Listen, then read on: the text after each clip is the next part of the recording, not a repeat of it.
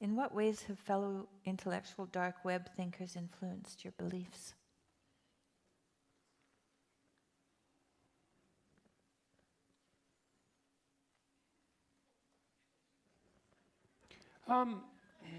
Well, I would say that, so for those of you who don't know, probably most of you know, there's this term that got developed about 5 years ago, the intellectual dark web, and it referred to a bunch of people who often had been alienated from their institutions for one reason or another, and who started communicating with one another.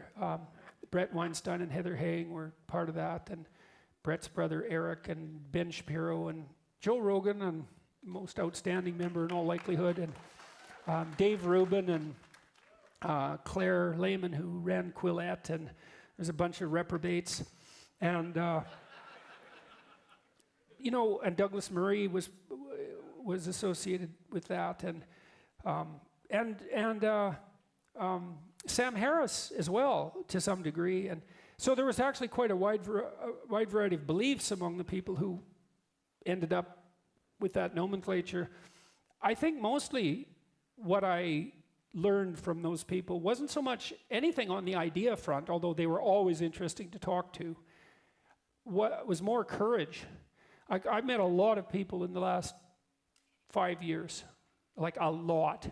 In total, I've probably met 500,000 people. But I've had fairly detailed interactions with, I don't know how many thousands of people, lots. Courage is pretty rare.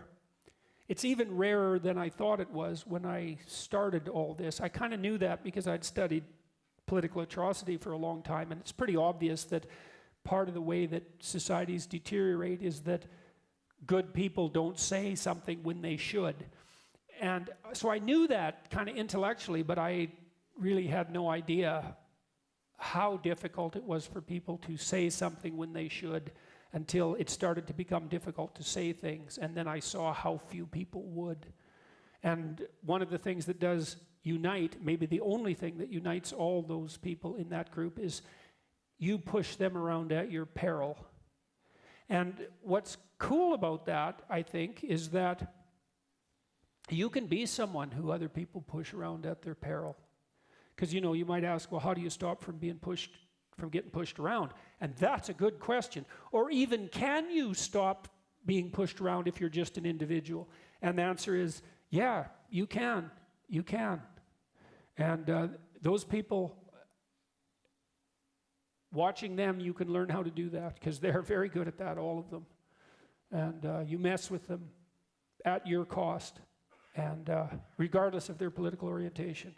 And so that's been, oh yeah, Ayan Hersey Ali, another one. She's tough, man, that woman, oh, tough. Douglas Murray, he's a tough guy. Ben Shapiro, all these people.